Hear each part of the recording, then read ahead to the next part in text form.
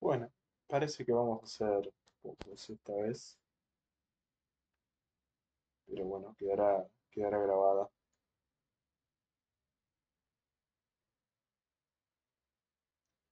Vamos a empezar así no terminamos tan tarde.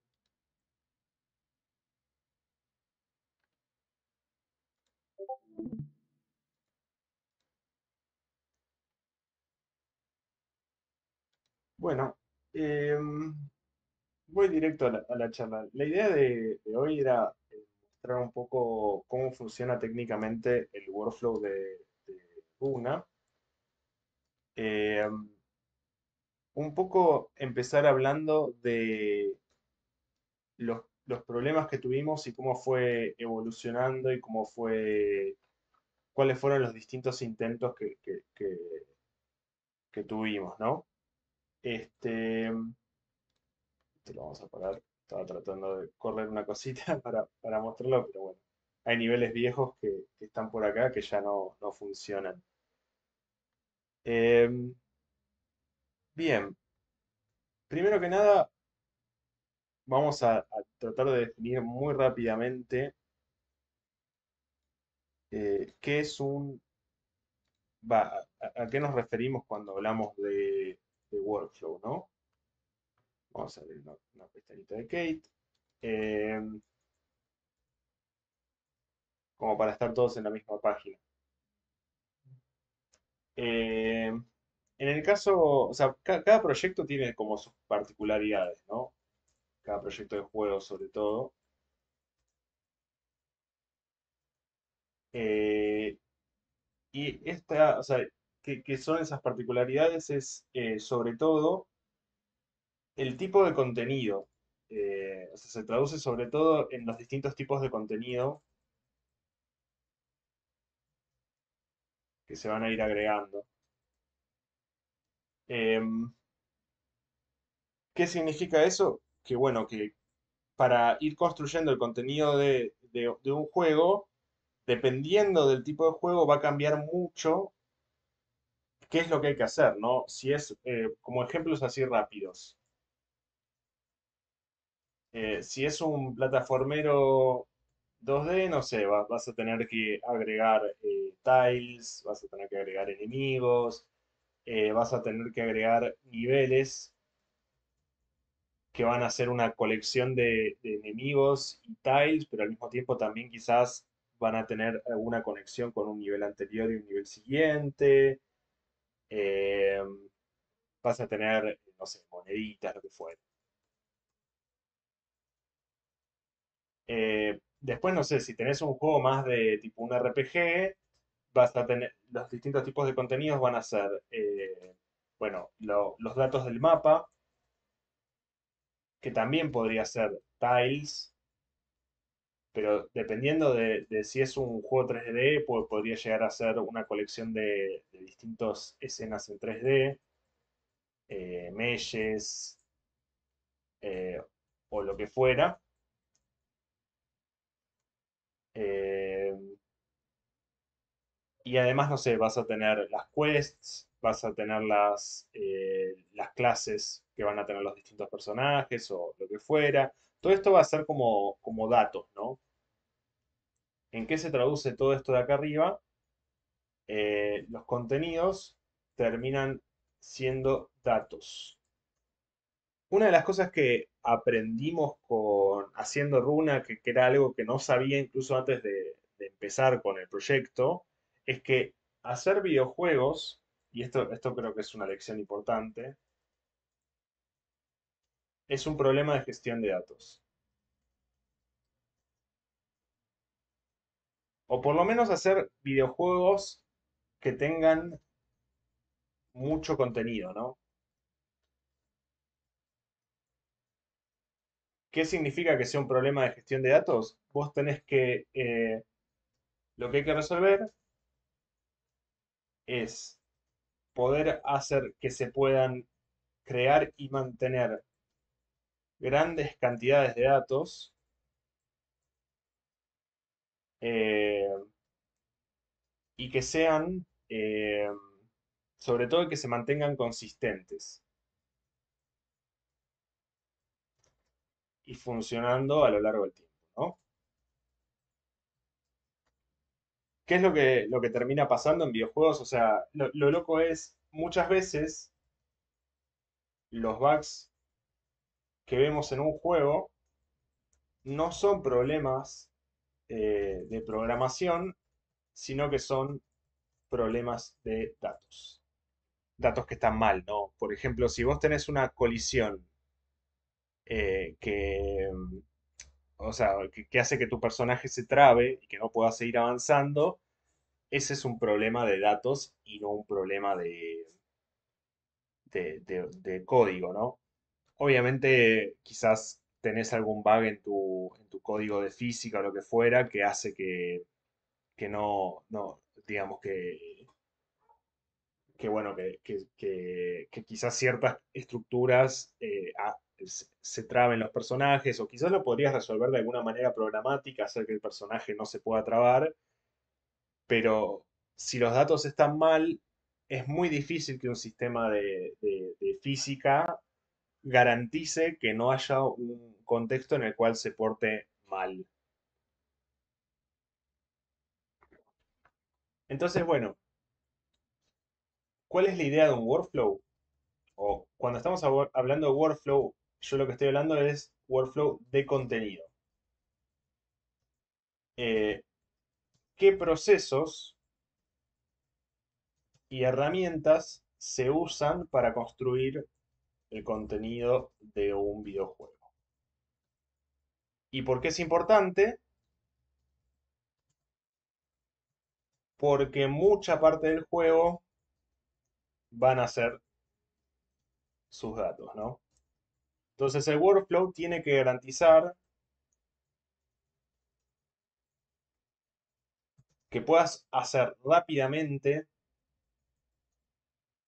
o sea, agregar datos rápidamente,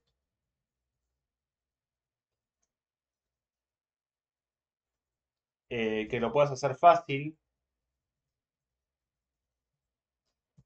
que no se rompa el dato, que no se rompan los datos, eh, y que idealmente lo pueda hacer cualquiera de los miembros del equipo, los distintos miembros del equipo.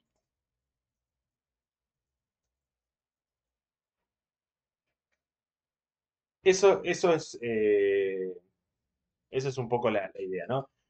Y bueno, partiendo de esta base, un poco la idea es comentar cómo fue cómo surgió el workflow de Runa y cómo lo empezamos a construir. Para entender un poco la evolución del workflow de Runa, una de las cosas que hay que entender es que inicialmente Runa iba a ser un proyecto chiquito, iba a ser algo que íbamos a terminar en pocos meses, y la idea era que fuera pocos niveles, ¿no? Íbamos a hacer en teoría cuatro o cinco niveles y listo, con eso íbamos a estar. Entonces empezamos a explorar distintas alternativas para construir niveles, eh, y uno de los problemas que teníamos era que, eh, perdón, voy a abrir otro proyecto, era que ninguno de los que empezamos a trabajar en Runa teníamos experiencia con 3D, ¿no? Entonces había muchas cosas que nos causaban incertidumbre. Estábamos viendo tutoriales y muchas de esas cosas, y la mayoría de los tutoriales en 3D se orientaban sobre todo al tema de los personajes, ¿no? A cómo hacer un personaje. Bueno, hacer un personaje en Godot es relativamente fácil. Vos agarrás, exportás un GLTF, digamos, un modelo desde, desde Blender, que por ejemplo podría ser este de acá, y ese modelo después lo metes dentro de una escena, y dentro de esa escena le metes todo el comportamiento, le metes una collision shape, vas armando las distintas cosas, ¿no? Eh, Eso no teníamos tanta incertidumbre, nos parecía que más o menos lo podíamos manejar. Ahora, el problema era que no había muchos tutoriales de cómo hacer el escenario. Lo que nos causaba gran incertidumbre era eso. Entonces fuimos evaluando distintas alternativas. Lo primero que probamos fue CSG porque muchos de los tutoriales también te orientaban para ese lado. CSG es como una serie de primitivas que tiene Godot, o bueno, que en realidad, o sea, CSG viene de Constructive Solid Geometry o algo por el estilo, geometría de construcción sólida o lo que fuera. Y la idea es que vos partís de una serie de primitivas y las vas combinando para lograr una forma en particular, ¿no? Entonces puedes tener cajas, puedes tener cilindros, puedes tener un mesh bueno, este justo es una mesh que podría venir desde algún otro lado, un polígono, lo que fuera, y los vas combinando con lo que se llama un CSG Combiner y te va dando distintas estructuras. Para prototipar niveles nos encontramos que la verdad que los CSG estaban buenos, pero el problema que teníamos era, bueno, y una vez que tengamos el prototipo del nivel, ¿qué hacemos con esto, no? ¿Cómo hacemos que esto después se constituya en algo lindo, ¿no? La idea que teníamos. Entonces medio que los CSGs los descartamos desde el vamos. Godot mismo, o bueno, la documentación de Godot te recomienda que no uses CSG en tu proyecto productivo, digamos. Lo puedes usar para prototipar, pero la idea es que no lo uses productivamente porque en teoría no es muy performante. Eh,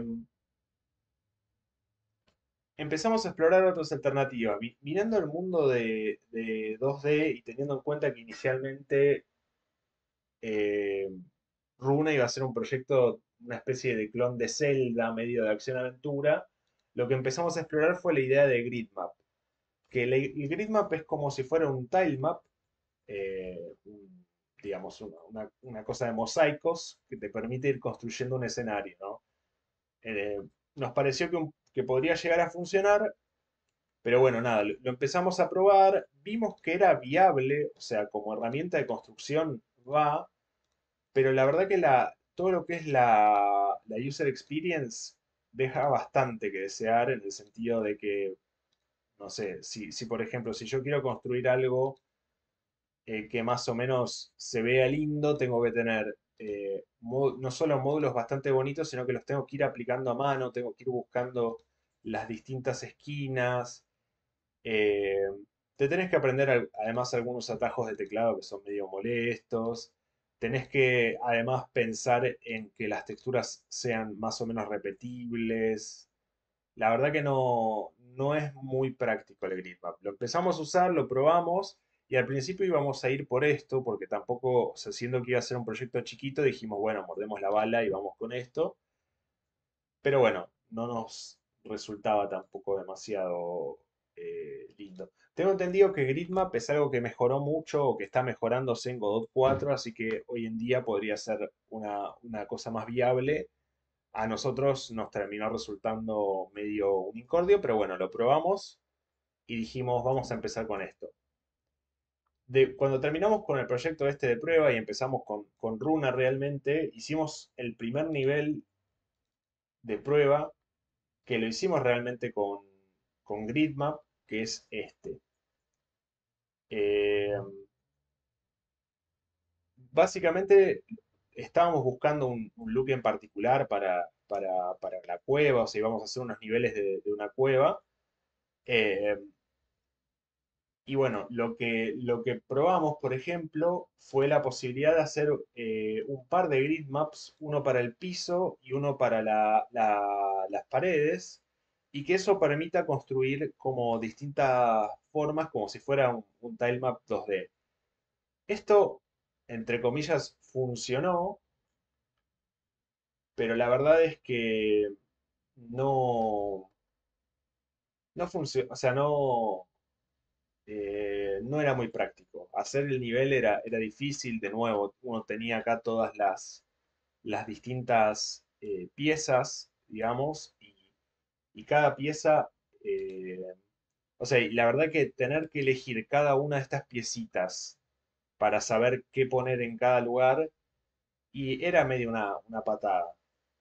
Em, Así que nada, esto también, o sea, lo probamos, parecía viable, pero no nos gustaba demasiado.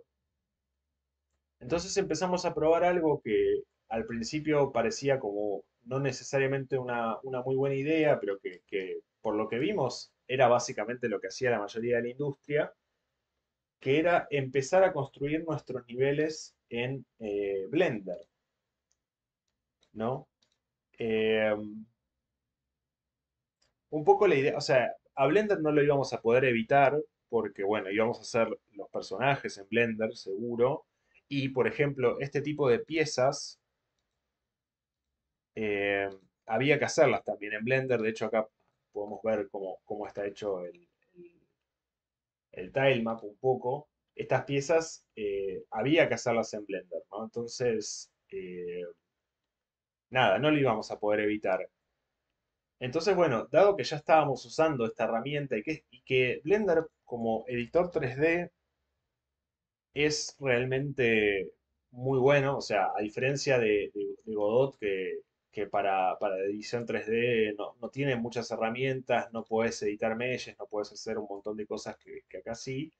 Realmente acá se hace todo fácil, rápido. Si querés construir una geometría, lo haces en dos toques, tuki tuki. O sea, te tenés que aprender algunas cosas, pero es realmente muy fácil de usar y está bueno. Em,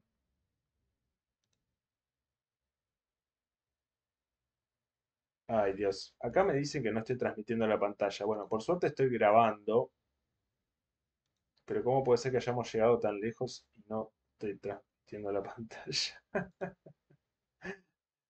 Ay, ay, ay, ay, ay. Ay, ay, ay, ay, ay. Se murió. Eh, bueno, igual por suerte está todo siendo grabado y la parte de la grabación está saliendo bien. Eh, claro, yo estaba transmitiendo una cuenta regresiva, cerré la cuenta regresiva y eso dejó de transmitir. Se me olvidó. Pero bueno, cosas que pasan. Eh, bien, ahora sí. Nada, editar en Blender es realmente una cosa muchísimo más sencilla y muchísimo más práctica, ¿no? Eh, y se puede armar geometría y muchas otras cosas. Blender como editor 3D está muy, muy bueno. Entonces lo que nos empezamos a preguntar es, bueno, ¿qué posibilidades tenemos de armar nuestros niveles en Blender? Y ahí empezamos con los primeros niveles hechos en Blender, que son de este estilo. También bastante sencillito, pero bueno, en un principio la idea, o sea, lo primero que probamos fue ver, bueno, cómo podemos ir armando un poco la estructura de los niveles, ver el tema de las colisiones, cómo podemos ir armando las colisiones, cómo podemos ir viendo, eh, nada, cada una de las distintas cosas, de los distintos elementos que tienen que haber en un nivel. Y lo que nos encontramos, que un poco nos llevó para este lado, o sea, no es que lo inventamos nosotros esto, es que Blender tiene un importador de escenas que sirve para GLTFs y que tiene un montón de, o sea, que sirve para GLTFs y escenas en general, vamos al principio. O sea, puedo usar GLTF, puedo usar colada, OBJ, eh, bueno, distintos formatos, FBX, eh, lo que fuera. Y lo que hace esto es, una vez que vos exportás esto desde Blender, le podés especificar cierta información que Godot reconoce para, ¿cómo es esto? Para cada uno de las cosas, ¿no? Entonces, por ejemplo, si uno quiere ponerle algo que tenga colisión, le puede poner un guión call al final y lo que va a hacer eso va a hacer que Blender perdón, que Godot cuando importe el GLTF, por ejemplo, acá,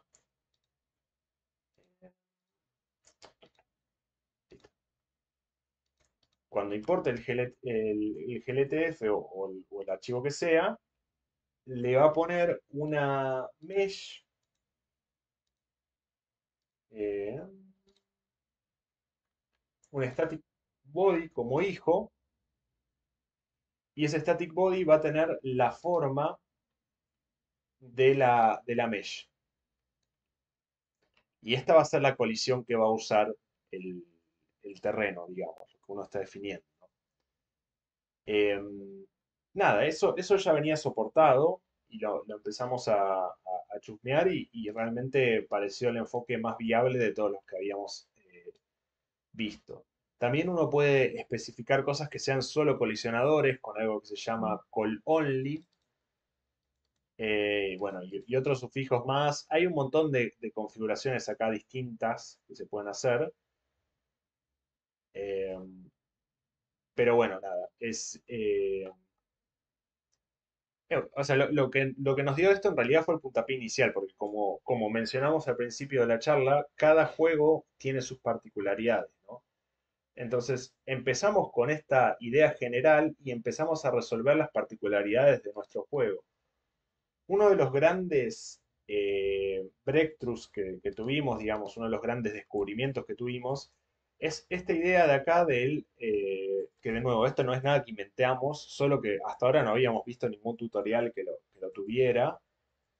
Fue esta idea de los post-import scripts que te permiten, cuando vos importás una escena, correrles un script, que lo puedes escribir en GScript, eh, o bueno, creo que lo puedes escribir también en C Sharp, en cualquier lenguaje que te permita extender la clase esta, me parece, eh,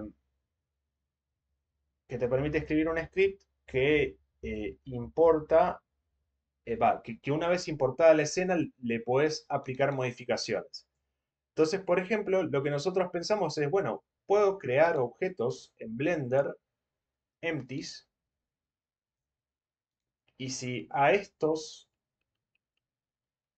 objetos yo los pongo en un lugar y les pongo un nombre, no sé, Amethyst, puedo definir que después eh, Blender, digo, Godot tome esto y lo transforme en lo que yo quiero.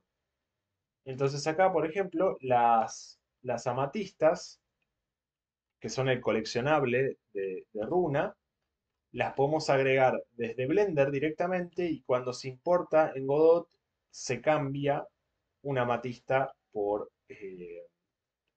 digamos, se cambia ese empty por la amatista. En realidad no se cambia, sino que se le agrega como hijo, pero eso, bueno, eso fue una elección de nuestro workflow, ¿no? Lo mismo con los distintos hongos acá, bueno, creo que los hongos los agregamos acá, pero eh, si vamos acá a la Chamber 3, que es un poco más complicada, eh, esta sí tiene como distintos grupos de amatistas, por ejemplo, hay varias configuraciones que tiene, eh, y bueno, platform position, eh, bueno, también hay rocas rompibles, las serpientes, los enemigos también los podemos agregar como empties en Blender. En definitiva, podemos armar el nivel en Blender en general.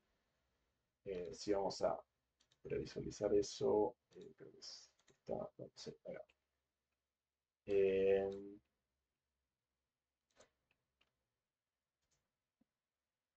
Nada, podemos ver que cada uno de estos eh,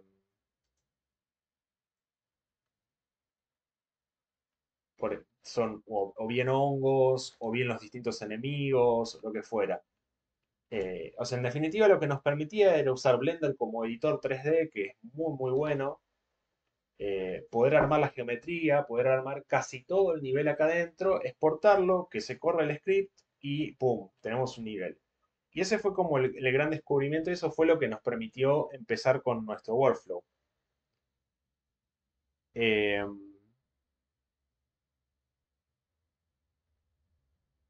no estaba transmitiendo porque soy un boludo, no porque, no porque lo hubiera pensado demasiado.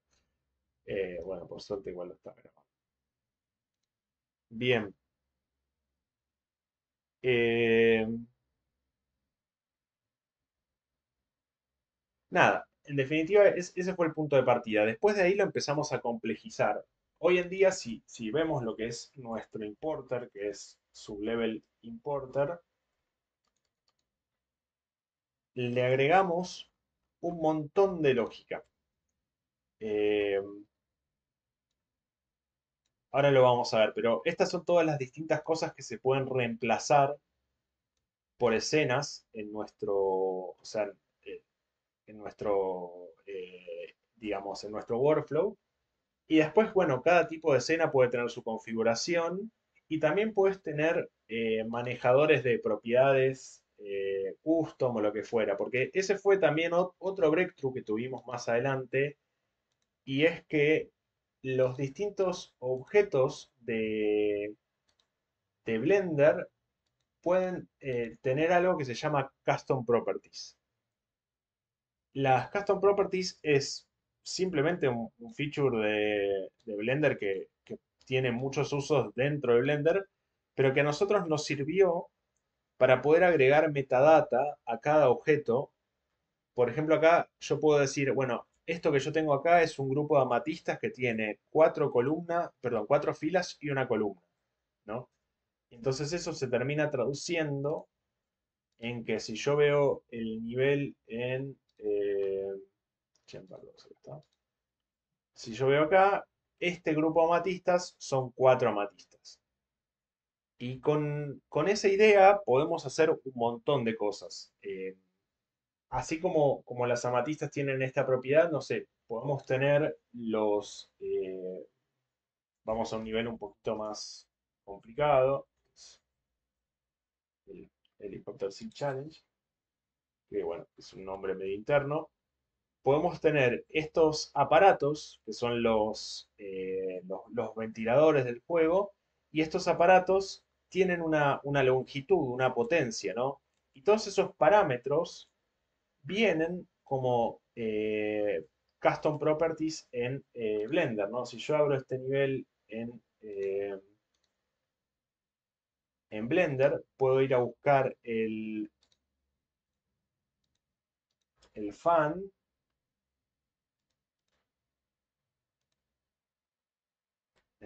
Cuando me cargue, no sé dónde estoy, pero un fan ahí. Creo que el que estoy buscando es este de acá. Y puedo ver acá que tiene en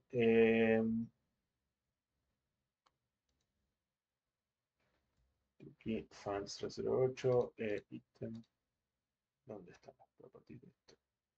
Object, tuki tuki tuki. Bueno, este justo no tiene nada.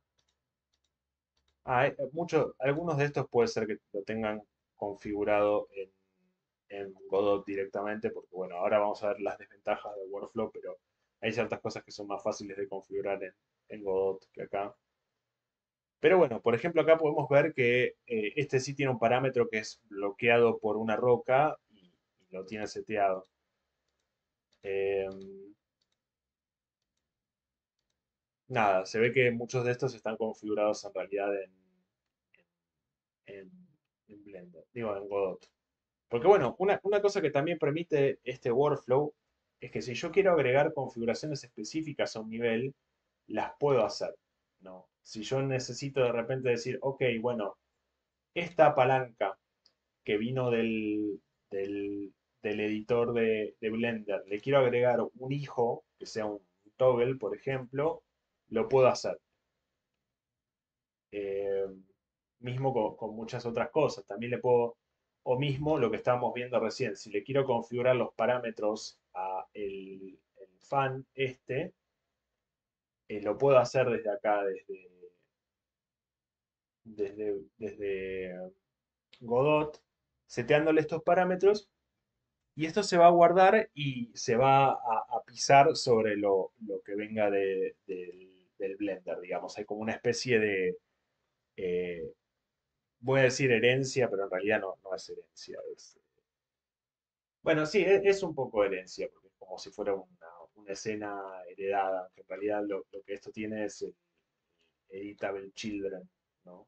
Marca, eh, que es lo que te permite setearle las propiedades a cada uno de los elementos dentro de la escena.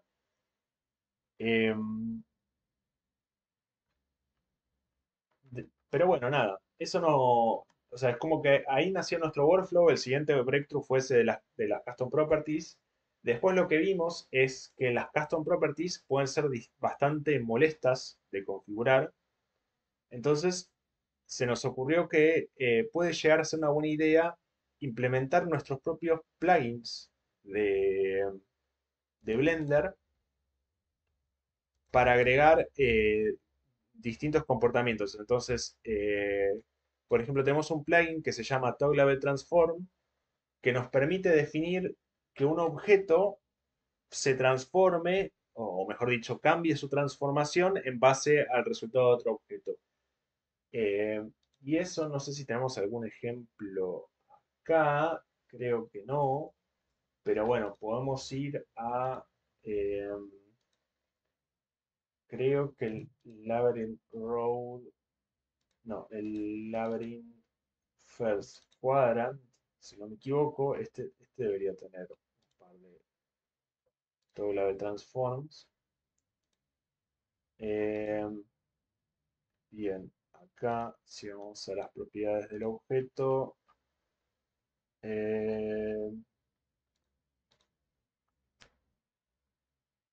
a ver, no es esta,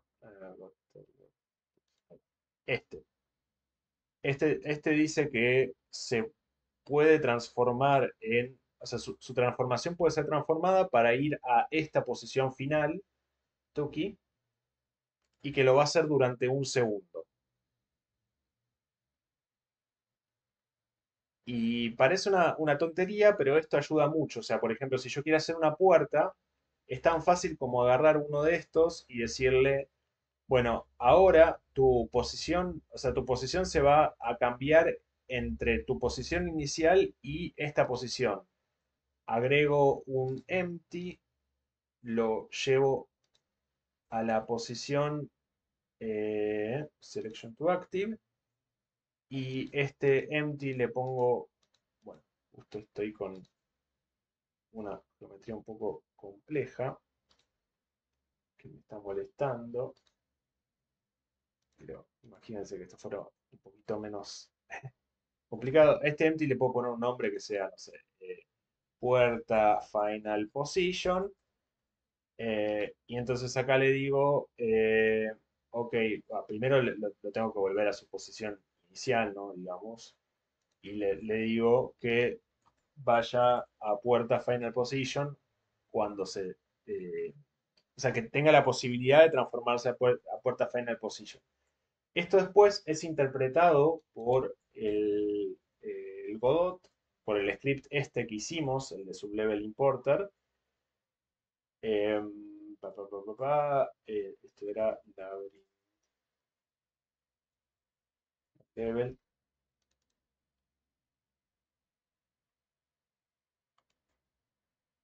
Em, acá, a ver, por ejemplo, teníamos el Gutter Door 5, creo que era.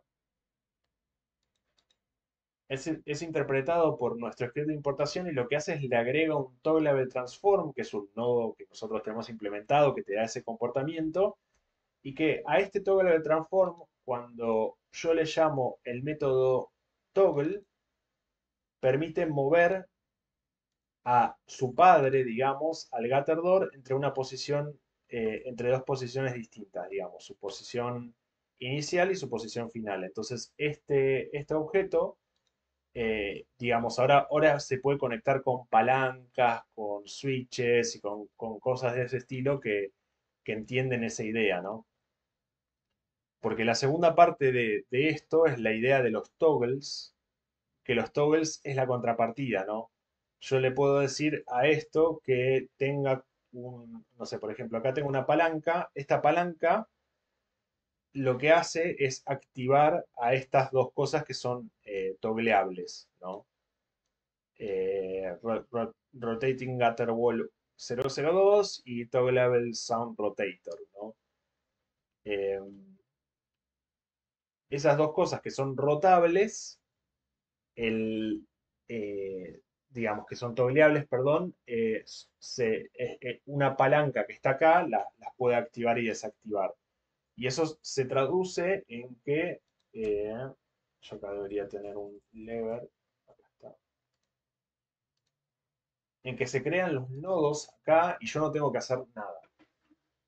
Un poco esa es la gran ventaja, si se quiere, de trabajar con esta idea de los import scripts, que lo puedo terminar haciendo todo dentro de un único editor y debería funcionar, ¿no? Eh, y nada, lo podemos ir complejizando. La idea sería ir agregando o ir haciendo plugins de Blender cada vez más complejos, por decirlo de una manera, que permitan adaptar todo digamos, o sea, que se adapte a nuestro workflow, ¿no? Y que nos permitan esto que decíamos eh,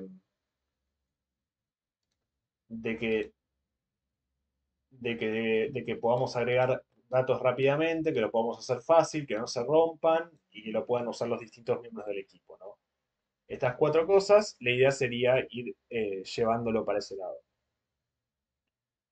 Eh, Le agregamos también un montón de otras cosas a nuestro workflow. Por ejemplo, si vamos al sublevel importer, eh, tiene la posibilidad de importar distintos tipos de áreas que llamamos. Entonces, eh, tenemos áreas, o sea, son trigger áreas, son áreas de Godot que sirven para distintas cosas. Entonces, por ejemplo, tenemos áreas que son monumentos, tenemos áreas que son hazards, áreas que son trigger, áreas que son camera change, áreas que son hints, eh, y le va poniendo distintos scripts.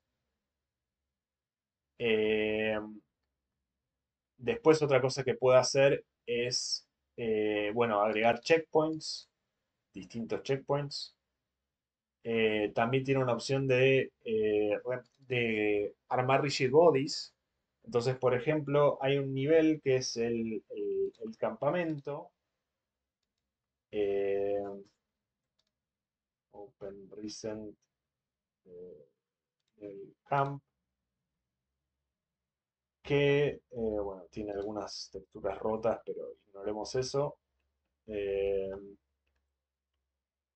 que tiene estos objetos de acá que, bueno, si me voy a inspeccionar qué son, eh,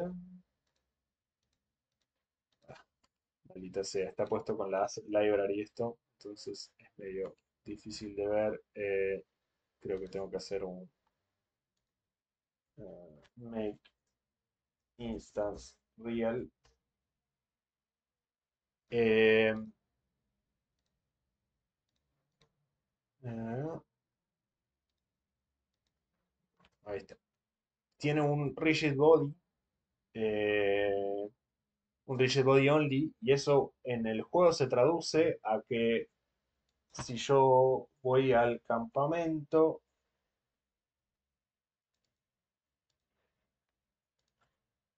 voy a tener los barriles,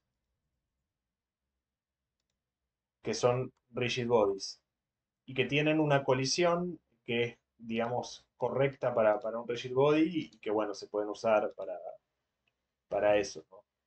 Entonces, si yo voy al campamento ahora, esto lo voy a poder interactuar como un rigid body. O sea, y eso nos permite hacer que el mundo sea bastante más interactivo, si se quiere, de una manera fácil y rápida, ¿no? Esa es un poco la idea. De nuevo, el workflow permite agregar datos fácil y rápidamente y que esos datos sean correctos. Tuki, tuki, tuki, tuki. Vamos a soltar la presentación.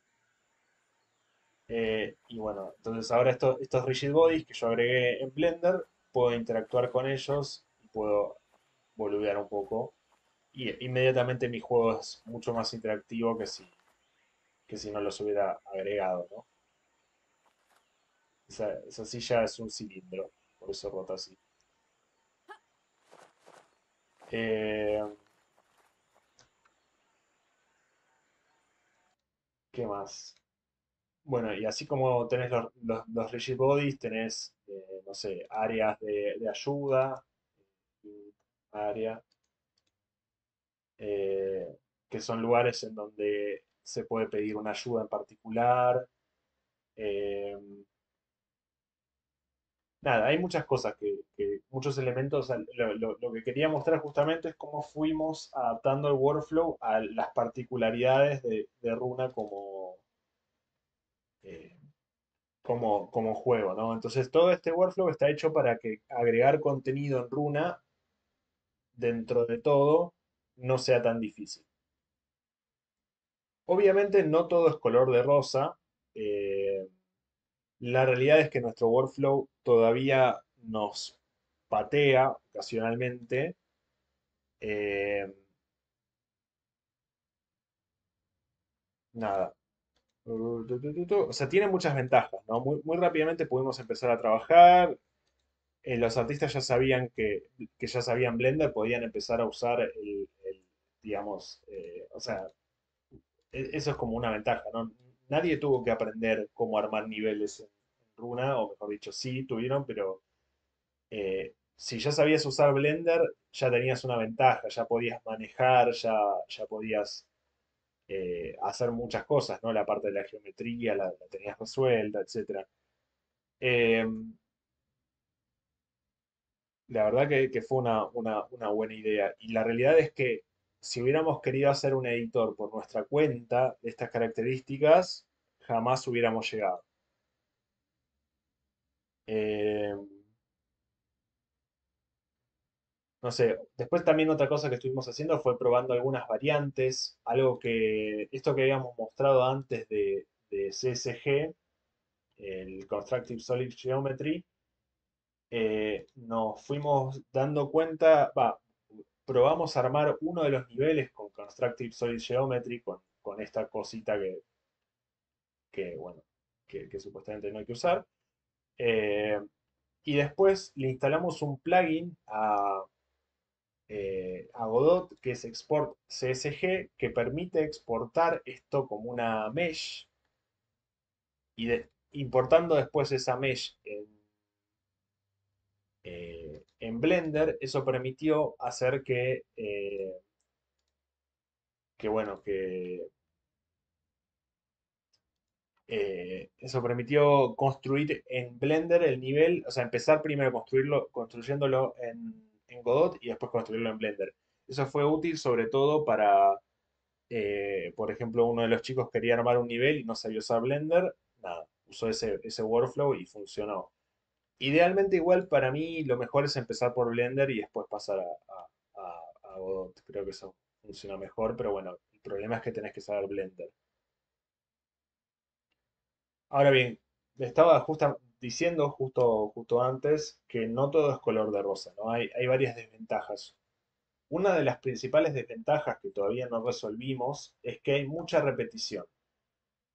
Eh, Al no armar un sistema muy modular, sino que más bien, o sea, tenemos un sistema más o menos modular, pero la modularidad está en Blender, no está en Godot. Entonces, ¿qué pasa? Cuando yo exporto los niveles, hay muchos materiales que están repetidos, muchas texturas que se repiten, porque claro, porque yo quiero exportar a los niveles en distintas carpetas. O sea, esto se solucionaría quizás si yo exportara los niveles en una misma carpeta, pero bueno, eso sería también un problema porque tendríamos una carpeta con 500 millones de archivos. Nada, son cosas con las que hay que lidiar, ¿no? Estamos pensando en ver si no hay alguna manera quizás de agarrar y mover todos los materiales a una misma carpeta, no sé, cosas que quizás estaría bueno hacer. Pero bueno, lo que termina pasando es que tenemos muchos materiales repetidos, muchas texturas repetidas. Se nos hace muy difícil optimizar performance, optimizar uso de memoria. sin romper todo nuestro workflow. Un poco el enfoque que yo estoy pensando hacer realmente es primero terminar el juego y una vez que el juego esté más o menos terminado, hacer un trabajo manual de optimización que nos va a costar un montón, pero que bueno, que nada, que no debería ser tampoco, o sea, va a ser tedioso, pero no difícil, digamos. Y realmente esa es una desventaja directa de nuestro workflow que quizás otros workflows lo solucionan, ¿no? No sé si haces algo más modular o- o algo que use más Godot y menos Blender. Em, Otra cosa que es bastante molesta es el tema del ciclo de feedback, es decir, suponete que yo quiero probar un cambio que hago acá en el nivel, ¿no? Tengo que venir acá, hacer ese cambio, no sé, tuki tuki, listo, moví esta colisión, y después tengo que agarrar, exportarlo como GLTF, buscar la carpeta donde están los GLTFs, no sé, en este caso es campamento, que creo que está acá, y exportar, después venir a Godot, reimportarlo, y recién ahí puedo probar el cambio. No es tan largo, de hecho una vez que, o sea, una cosa que hace bien Blender es que una vez que yo exporté esto, eh, si lo exporté bien, ¿no? Ah, bueno, esa es otra cosa, hay que asegurarse de que los settings de exportación sean correctos. Nosotros lo que tuvimos que hacer para que no fuera toda una patada fue crear un preset eh, que, bueno, que tiene un montón de configuraciones acá que son las correctas, digamos. Aún hoy en día igual hay algunos niveles que necesitan limitar a solo las cosas visibles y tenemos todavía algunos problemas ahí que no terminamos de solucionar. Pero bueno, decía, una de las cosas que tiene buenas Blender es que una vez que yo exporté acá, el tipo ya se acuerda eh, dónde, dónde le dije que exporte, ¿no? Entonces ya me queda. Y algunos de los artistas, por ejemplo, estuvieron probando algunas cosas como usar los quick favorites. Entonces, por ejemplo, puedo venir acá a hacer un cambio, tuki tuki, tuki tuki, y después exporto así, export, listo. Y vengo acá y esto en realidad es bastante rápido el tema de reimportar, o sea, y en teoría ya está, eso es todo lo que tengo que hacer para poder probar de nuevo el juego. Entonces el ciclo de feedback es más largo, pero tampoco tan largo, digamos. Lo que sí perdés, por ejemplo, son algunas de las ventajas de Godot de poder editar los objetos en vivo y algunas de esas cosas que hace que están muy buenas. Pero bueno. eh, eh, y otro de los problemas que tenemos es que tenemos dos fuentes de verdad. Eh, Está por un lado las cosas que hagamos en- en Blender y después están las que hacemos en Godot. O sea, eso se ve muy claramente en los nodos que están grises, que los nodos que están grises son los que vienen de Blender, y los nodos que están blancos, que son los que vienen de Godot. Eh, Básicamente lo que nos pasa es que los nodos o sea, hay una interdependencia, ¿no? entre las cosas de Godot y de Blender, y si cambia algo en Blender, puede llegar a ser que no funcione en Godot el juego y viceversa, ¿no? Quizás alguien viene y te pisa un valor en Godot que no tenía que pisar, y entonces vos lo cambiás en Blender y te preguntas, che, ¿por qué no anda? Ah, resulta que alguien me lo pisó en Godot. Que bien podés haber sido vos mismo, ¿no? Hay veces que a uno se le pasan esas cosas. Eh, entonces eso nos da como dos fuentes de verdad que hace a veces difícil mantener esto que decíamos de que los datos sean correctos, ¿no? Esta idea de que no se rompan los datos. Eh, la verdad que eso a veces nos pasa que sí se rompe. Eh, y bueno, y finalmente como otra desventaja que tiene la verdad que a veces nos cuesta hacer cierta, o sea, hay cosas que son fáciles porque justamente están contempladas y hay cosas que no. Por ejemplo, hace poquito hicimos un sistema de cámaras sobre rieles. Y la verdad que usar ese sistema de cámaras sobre rieles en Godot es re fácil. Vos agregás un nodo y bueno, después venís acá y editás el riel, digamos, por el que tiene que ir la cámara y todo funciona. Ahora, el problema es que editar los rieles justamente es medio incómodo eh, bueno, perdón, y no solamente todo funciona, sino que lo puedes previsualizar, ¿no? Vos podés venir acá, decirle, ok, quiero ver cómo se va a ver esta cámara, y podés probar como el cambio, digamos, bueno, cómo va a ser ese riel. Esto la verdad que es hermoso y es muy bueno para armar sistemas de cámaras sobre rieles y cosas así.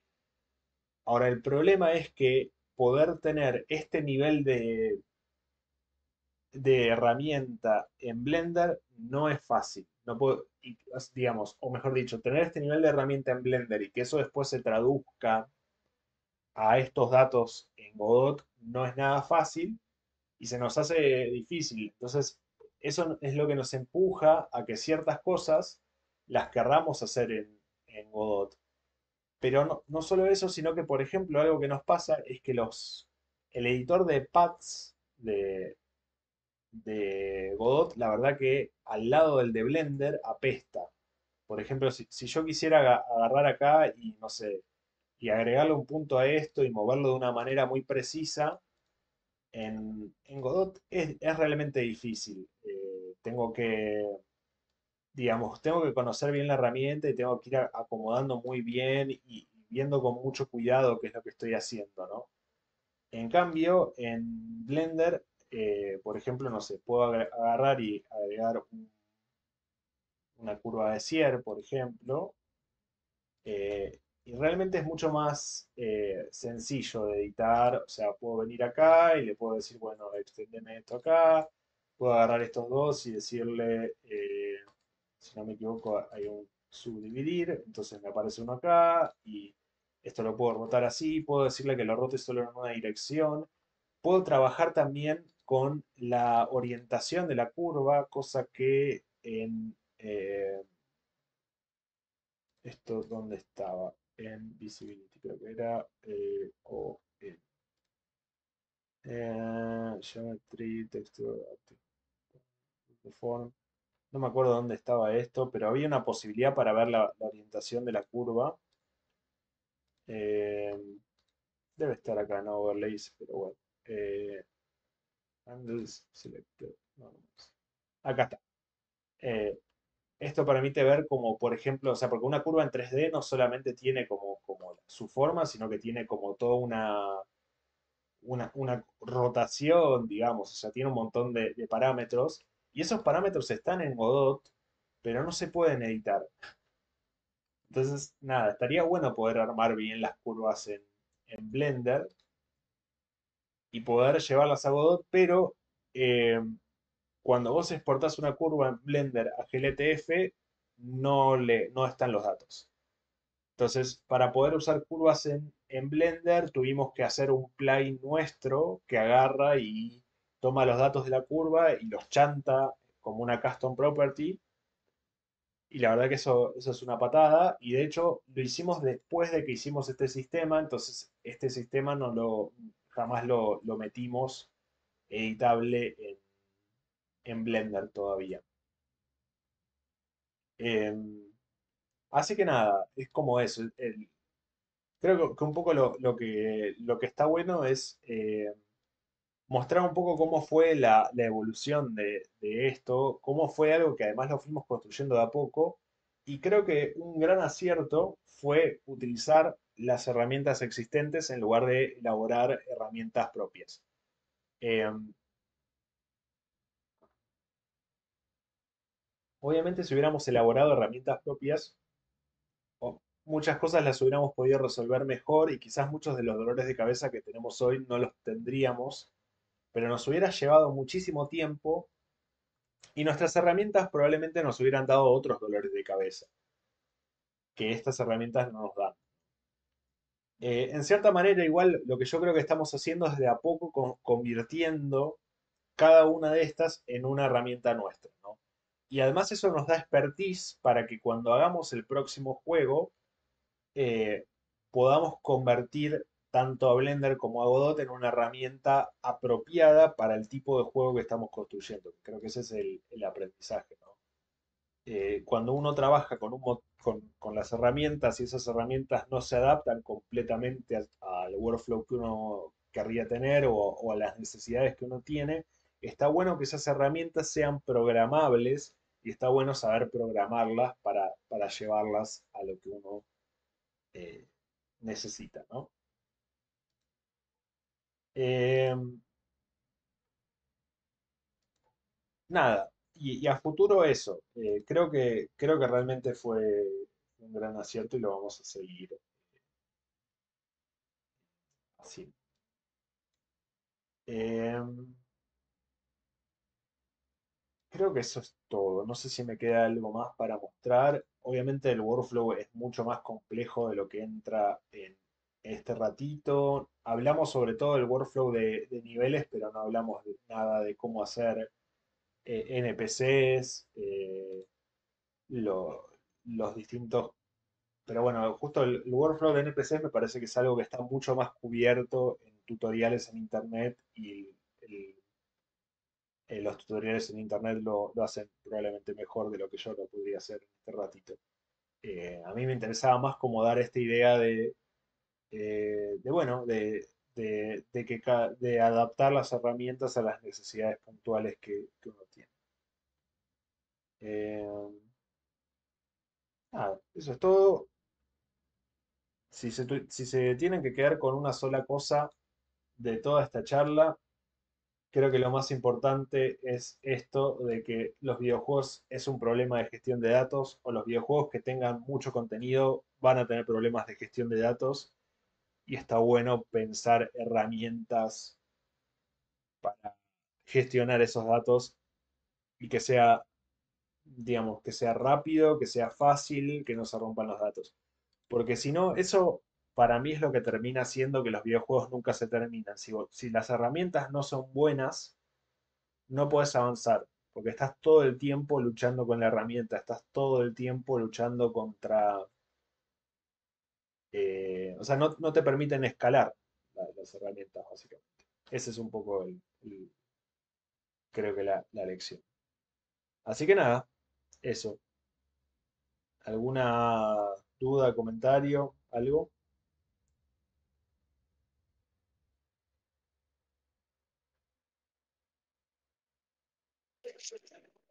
De mi parte creo que no. Bueno.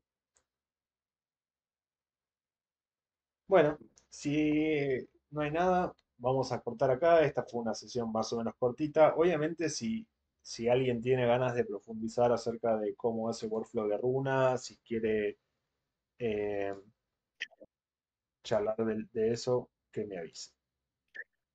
Estamos en contacto por Discord. Bueno, Mm, Muchas gracias. Dale, dale. muchas gracias a ustedes. Abrazo. Chao, nos Hasta vemos. luego.